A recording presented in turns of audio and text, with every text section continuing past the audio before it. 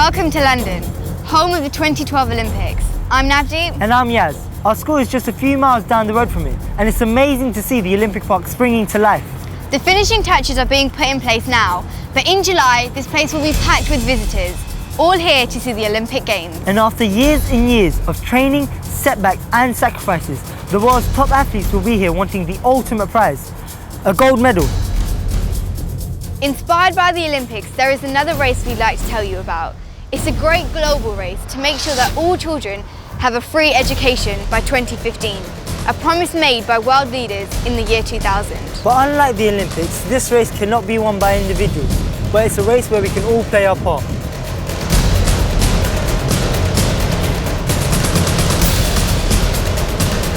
First, let's meet some of the 67 million children who can't go to school.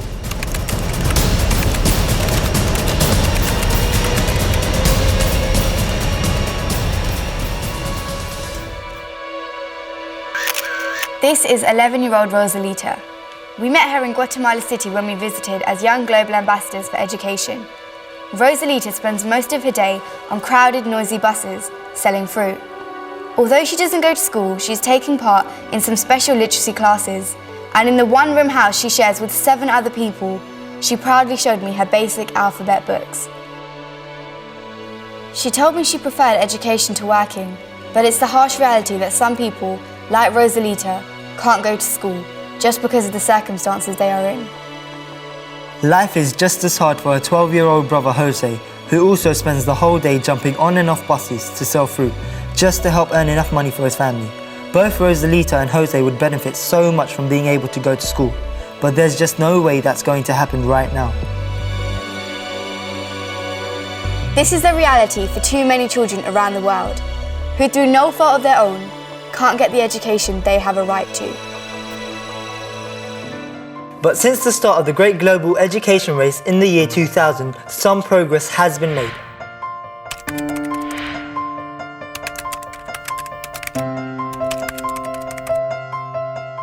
For example, in Tanzania, where more girls like Baby are getting to school and doing well. I'm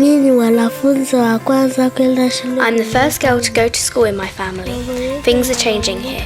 More people now see education as a good thing for all children, girls and boys. I want to be a teacher one day. While things are improving in Tanzania, other countries like Nigeria are lagging behind.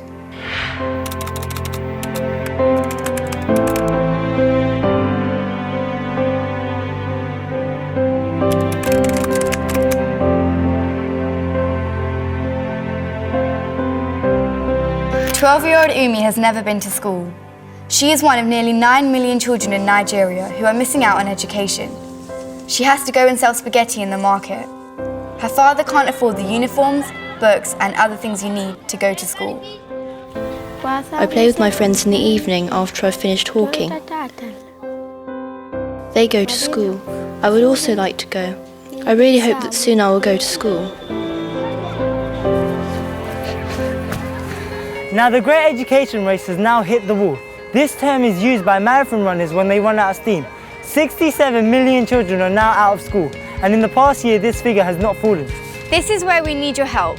As the world arrives in London this summer, we want them to take a message home. When it comes to the race for education, go for gold. That means 0 children out of school by 2015. These children cannot afford to settle for silver, bronze or any other place.